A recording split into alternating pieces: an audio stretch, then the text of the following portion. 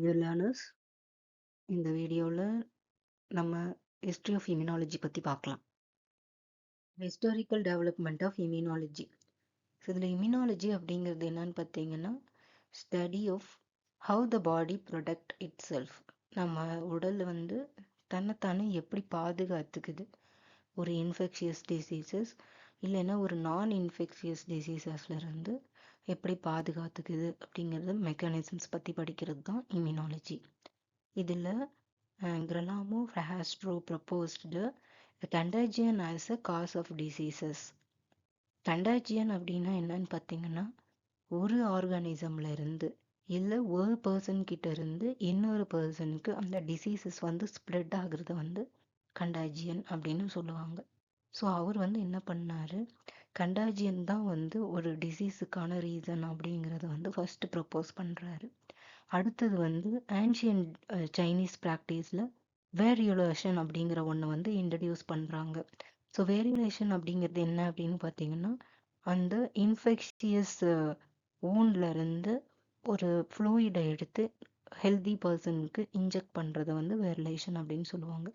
So அதிலிருந்து disease prevention கொடுக்கறது, அந்த ப்ராக்டிஸை இனிஷியேட் பண்ணுறாங்க.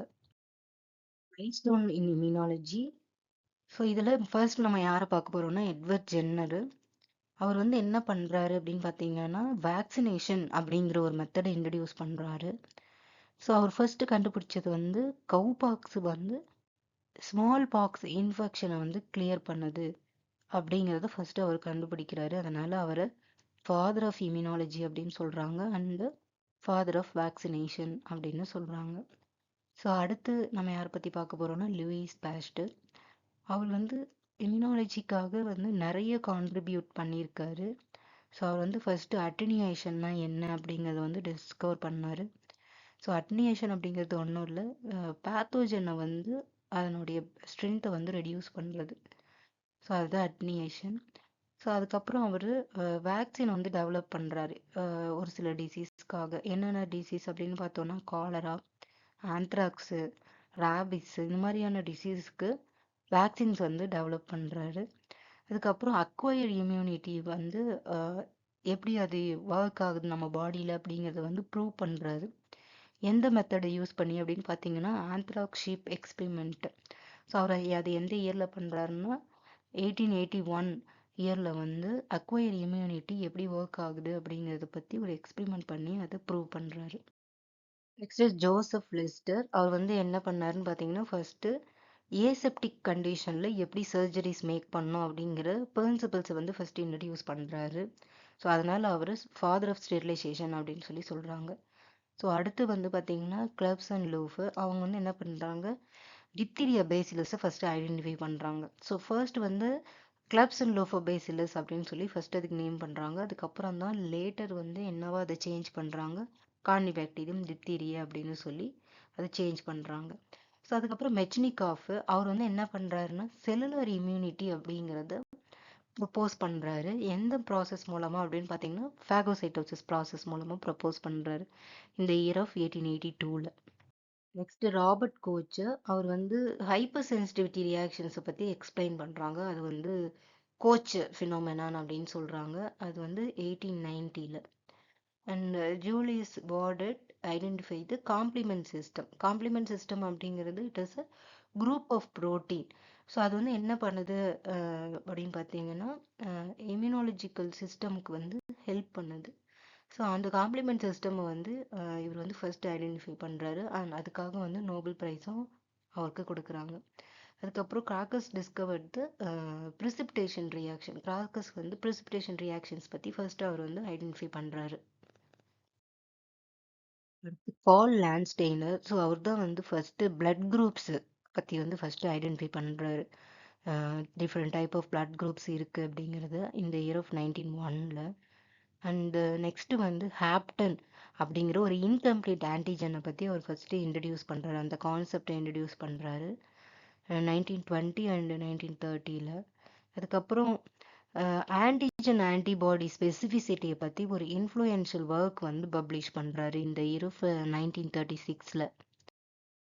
சர் அல்ஃப்ரெட் அவர் வந்து ஆப்சனைசேஷன் அப்படிங்கிற ஒரு மெத்தட் வந்து டெமான்ஸ்ட்ரேட் பண்ணி காமிக்கிறாரு. ஸோ இந்த ஹெமோரல் வெர்சஸ் செல்லுலர் இம்யூனிட்டி இதில். ஸோ ஆப்சனைசேஷன் அப்படிங்கிறது என்னன்னு பார்த்தீங்கன்னா, நமக்கு இம்யூன் சிஸ்டம் வந்து பேத்தோஜன் மேலே ஒரு கோட் பண்ணி கொடுக்கும். ஸோ தட் வந்து இந்த ஃபேகோசைட்டிக் செல்ஸ் வந்து இது பேத்தோஜன் அப்படிங்கிறத வந்து ஐடென்டிஃபை பண்ணிக்குது அப்படிங்கிற அந்த ஆப்சனைசேஷன் மெத்தடை வந்து ஃபர்ஸ்ட்டு டெமான்ஸ்ட்ரேட் பண்ணது சர் ஆண்ட்ரூத் ரைட்டு.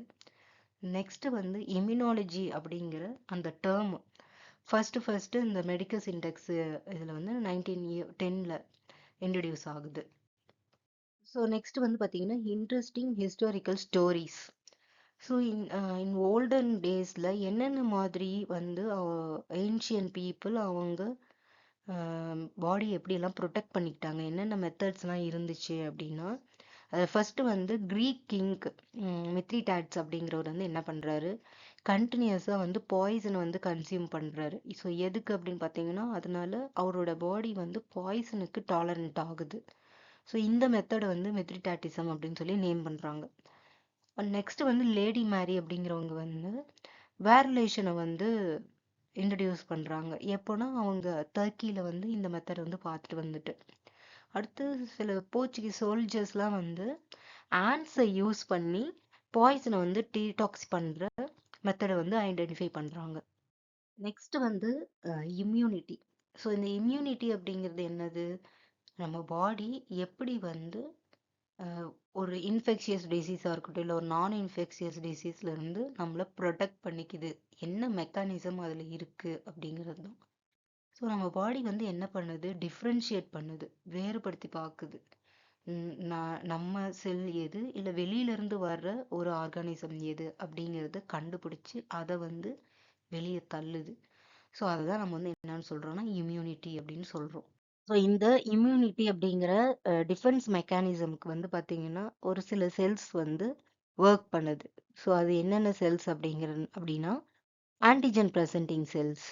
ஸோ ஆன்டிஜன் அப்படிங்கிறது வெளியில இருந்து உள்ளுக்கு வர செல்ஸ் தான் வந்து நம்ம என்னன்னு சொல்கிறோம், ஆன்டிஜன் அப்படின்னு சொல்கிறோம். ஸோ அது எது ஆன்டிஜன் அப்படிங்கிறத ஃபைண்ட் அவுட் பண்ணி அதை கில் பண்ணுறதுக்கோ இல்லை எலிமினேட் பண்ணுற செல்ஸுக்கோ அது வந்து என்ன பண்ணும்னு பார்த்தீங்கன்னா காமிக்கும். ஸோ அதுதான் வந்து ஆன்டிஜன் ப்ரெசன்டிங் செல் அப்படின்னு நம்ம சொல்கிறோம். அதே மாதிரி T cells and B cells அப்படின்னு சொல்லி 2 டைப் ஆஃப் செல்ஸஸ் வந்து ப்ரெசென்ட் ஆயிருக்கு. ஸோ அவங்க வந்து சப்போர்ட் பண்ணுறாங்க. இப்போ ஆன்டிஜன் ப்ரெசென்டிங் செல்ஸ் வந்து ஒரு ஃபாரின் சப்ஸ்டன்சஸை வந்து ஐடென்டிஃபை பண்ணுது அப்படின்னா அதில் எந்த செல் ஒர்க் ஆகணும், டி செல்லா இல்லை பி செல்லா அப்படிங்கிறது அங்கே இடத்துல டிசைட் ஆகிட்டு அதை எலிமினேட் பண்ணுற வேலையை வந்து நம்ம பாடி வந்து கண்டினியூ பண்ண ஆரம்பிச்சிடும். இப்போ இதில் பார்க்க போகிறது என்னன்னு பார்த்தீங்கன்னா பிரான்ச்சஸ் ஆஃப் இம்யூனாலஜி. அதில் ஃபர்ஸ்ட் வந்து இம்யூனிட்டி. ஸோ இம்யூனிட்டிங்கிறது என்னது, ஸ்டடி ஆஃப் நம்ம வந்து அடாப்டிவ் ரெஸ்பான்ஸ் டு த ஆன்டிஜென்ஸை பற்றி படிக்கிறது தான் இம்யூனிட்டி. அதுக்கப்புறம் இம்யூனோகெமிஸ்ட்ரி. இம்யூனோகெமிஸ்ட்ரிங்கிறது வந்து ஆன்டிபாடி அண்ட் ஆன்டிஜென்னோட ஸ்ட்ரக்சர் எப்படி இருக்குது, அதனுடைய நேச்சர் எப்படி இருக்குங்கிறத பற்றி படிக்கிறது தான் இம்யூனோகெமிஸ்ட்ரி. அடுத்து இம்யூனோபயாலஜி. இம்யூனோபயாலஜிங்கிறது ஒன்றும் இல்லை, இம்யூன் செல்சஸ் என்னென்ன இருக்குது, அந்த செல்சஸ் வந்து என்னென்ன ஃபங்க்ஷன் பண்ணுது அப்படிங்கிறத பற்றி படிக்கிறது தான் இம்யூனோபயாலஜி. இம்யூனோபேத்தாலஜி. ஸோ இதில் இம்யூனோபேத்தாலஜிங்கிறது வந்து அப்நார்மல் இம்யூன் ரெஸ்பான்சஸ் பற்றி படிக்கிறது தான் வந்து பார்த்தீங்கன்னா இம்யூனோபேத்தாலஜி. அடுத்து டியூமர் இம்யூனாலஜி. டியூமர் இம்யூனாலஜிங்கிறது வந்து நம்ம இம்யூன் சிஸ்டம் எப்படி கேன்சர் செல்ஸை ஃபைண்ட் பண்ணிட்டு அதுக்கு எப்படி அகென்ஸ்டாக ஒர்க் பண்ணுது அப்படிங்கிறத பற்றி படிக்கிறது தான் டியூமர் இம்யூனாலஜி. அடுத்து இம்யூனோ ஃபார்மகாலஜி. ஸோ இந்த இம்யூனோ ஃபார்மகாலஜியில் வந்து ட்ரக்ஸ் எப்படி இருக்கும், அதை நம்ம எப்படி மாடிஃபை பண்ணணும், அதனுடைய ஸ்ட்ரக்சர் என்ன, அதனுடைய மெக்கானிசம் என்ன அப்படிங்கிறத பற்றி கம்ப்ளீட்டாக படிக்கிறது தான் immuno pharmacology. Transplantation immunology. So இது வந்து டிஷ்யூவோ இல்லை ஒரு ஆர்கனையோ ஒரு பர்சன் கிட்ட இருந்து இன்னொரு பர்சனுக்கு வந்து நம்ம சேஞ்ச் பண்ணுறோம், டிரான்ஸ்பிளான்ட் பண்ணுறோம் அப்படின்னா அந்த இடத்துல இம்யூனாலஜிக்கல் ரெஸ்பான்சஸ் வந்து எப்படி இருக்குது, அங்கே எப்படி ரியாக்ஷன்ஸ் நடக்குது அப்படிங்கிறத பற்றி படிக்கிறது டிரான்ஸ்பிளான்டேஷன் இம்யூனாலஜி. அடுத்து இம்யூனாலஜிக்கல் டிஸார்டர்ஸ். ஸோ ஒரு கண்டிஷன்ஸ் எப்படி இருக்குது, ஒரு இம்யூனாலஜிக்கல் டிஸார்டர்ஸ் வந்து எப்படி வருது, அது எப்படி வீக்கெண்ட் ஆகுது, எப்படி ஓவர் ரியாக்ட் பண்ணுது, எப்படி மிஸ் ரியாக்ட் பண்ணுது, இம்யூன் ரெஸ்பான்சஸ் வந்து எந்த மாதிரியெல்லாம் இருக்குது அப்படிங்கிற ஒரு கம்ப்ளீட் ஸ்டடி பற்றி படிக்கிறது தான் இம்யூனாலஜிக்கல் டிஸார்டர்ஸ். அடுத்து வந்து டைப்ஸ் ஆஃப் இம்யூனிட்டி. ஸோ இந்த டைப்ஸ் ஆஃப் இம்யூனிட்டியில 2 டைப் இருக்கு. இன்னேட் அண்ட் அக்வைர்ட் இம்யூனிட்டி அப்படிங்கிறது. இன்னேட் இம்யூனிட்டிங்கிறது வந்து நேச்சுரலா நம்ம பாடியில நடக்கிற ஃபர்ஸ்ட் லைன் ஆஃப் டிஃபென்ஸ். அடுத்து அக்வயர்ட் இம்யூனிட்டிங்கிறது ஒரு இன்ஃபெக்ஷன் வந்ததுக்கு அப்புறம் நம்ம பாடி வந்து அதை ஸ்லோவா ரெகக்னைஸ் பண்ணி அது என்ன பார்ட்டிகல் உள்ள வந்திருக்குங்கிறத ஐடென்டிஃபை பண்ணிட்டு அதுக்கு அகெயின்ஸ்டா ஆன்டிபாடி வந்து நம்ம பாடியில சிந்தசைஸ் ஆகும். ஸோ இந்த ஃபர்ஸ்ட் லைன் ஆஃப் டிஃபென்ஸ்ல வந்து பார்த்தீங்கன்னா நிறைய பேரியர்ஸ் வந்து ப்ரெசென்ட் ஆயிருக்கு. அதில் வந்து physiological barrier, chemical barrier, cellular component, physiological factors இந்த மாதிரி நிறைய பேரியர்ஸ் வந்து ப்ரெசென்ட் ஆயிருக்கு.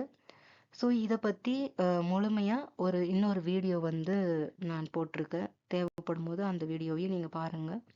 ஸோ இதில் வந்து ஃபிசியோலஜிக்கல் பேரியருங்கிறது வந்து என்னது, இந்த ஸ்கின்னு, இந்த மியூக்கோசல், ஸோ இதெல்லாம் வந்து எப்படி வெளியிலேருந்து வர ஆர்கானிசம்ஸை வந்து தடுக்குது. அதே மாதிரி நம்ம கெமிக்கலாகவும் நம்ம பாடியில் நிறைய என்சைம்ஸு, ஆசிட்ஸு அந்த மாதிரி செக்ரீட் ஆகி மைக்ரோ ஆர்கானிசம்ஸை கில் பண்ணுது. அதே மாதிரி செல்லுலாரில் வந்து பார்த்திங்கன்னா ஃபேகோசைட்டிக் செல்ஸ் எங்கல்ஃப் பண்ணுது. அந்த மாதிரியான செல்ஸஸும் வந்து நம்ம பாடியில் ப்ரெசென்ட் ஆயிருக்கு. அப்போ அந்த மாதிரி அன்வான்ட் மைக்ரோ ஆர்கானிசம்ஸ் உள்ளே வரும்போது அதை வந்து என்கல்ஃப் பண்ணுற வேலையை பண்ணுது. அதே மாதிரி ஃபிசியோலஜிக்கல் பேரியர் அப்படின்னா இந்த ஃபீவர் இல்லை ஒரு இன்ஃப்ளமேஷன்ஸ் காஸ் பண்ணி அந்த டிசீஸை வந்து எலிமினேட் பண்ணுறது. ஸோ இந்த டைப்ஸ் ஆஃப் இம்யூனிட்டி வந்து கம்ப்ளீட்டாக இன்னேட் இம்யூனிட்டினா என்ன, அக்வயர்ட் இம்யூனிட்டினா என்ன, அது எப்படி ஃபங்க்ஷன் பண்ணுது, அதனுடைய கேரக்டரைசேஷன்ஸ் என்னென்ன அப்படிங்கிறத பற்றி நான் முழுமையாக இன்னொரு வீடியோ போட்டிருக்கேன். நீங்கள் அதை பார்க்கலாம். அடுத்தது வந்து ஆன்டிஜென் ஸ்பெசிஃபிக்கு. அதுக்கப்புறம் வந்து பார்த்தீங்கன்னா இதில் வந்து இன்னொரு டைப் ஆஃப் இம்யூனிட்டியில் வந்து மெமரி வந்து பூஸ்ட் ஆகும். ஸோ அது வந்து நம்ம வந்து என்னன்னு சொல்லுவோம்னா அக்வயர்ட் இம்யூனிட்டி அப்படின்னு சொல்லுவோம். இதில் வந்து 2 டைப் ஆஃப் காம்பனண்ட் வந்து ப்ரெசென்ட் ஆகிருக்கு. அது வந்து என்னன்னு பார்த்தீங்கன்னா ஹிமோரல் இம்யூனிட்டி வந்து எது வந்து மீடியேட் பண்ணுதுன்னு பார்த்தீங்கன்னா பி லிம்போசைட்ஸ் வந்து மீடியேட் பண்ணுது. அது வந்து ஆன்டிபாடிஸ் ப்ரொடியூஸ் பண்ணி அதை வந்து மீடியேட் பண்ணுது. அடுத்து இது இன்னொரு காம்பனண்ட் வந்து செல்லுலார் இம்யூனிட்டி. ஸோ இந்த செல்லுலார் இம்யூனிட்டியை எது மீடியேட் பண்ணுது அப்படின்னு பார்த்தீங்கன்னா டி லிம்போசைட்ஸ் வந்து மீடியேட் பண்ணுது. இதில் வந்து இம்யூன் ரெஸ்பான்சஸ் வந்து எப்படி இருக்கும் அப்படின்னு பார்த்தீங்கன்னா பிரைமரி இம்யூன் ரெஸ்பான்ஸ். ஸோ அப்போ வந்து ஒரு ஃபர்ஸ்ட் டைம் வந்து ஒரு ஆன்டிஜன் என்ட்ரு ஆகுது அப்படின்னா அது வந்து இனிஷியல் எக்ஸ்போஷர், அப்போ அதுக்கான இம்யூன் ரெஸ்பான்சஸ் வந்து நம்ம பாடியில் வந்து இருக்கும். ஸோ அதே மாதிரி சேம் ஆன்டிஜனே வந்து திருப்பியும் வந்து நம்ம பாடியில் எக்ஸ்போஸ் ஆகுது அப்படின்னா நம்ம பாடியில் வந்து அது வந்து மெமரி செல்ஸில் வந்து ஸ்டோர் ஆகிக்கும். ஸோ செகண்டரி ரெஸ்பான்சஸ் வந்து வரும்போது ஒரு டிசீஸ் இல்லை ஒரு பேத்தஜன் செகண்ட் டைம் வரும்போது அதை வந்து ஈஸியாக நம்ம பாடி வந்து ஐடென்டிஃபை பண்ணிக்கும். ஸோ அது வந்து செகண்டரி இம்யூன் ரெஸ்பான்சஸ். தேங்க்யூ.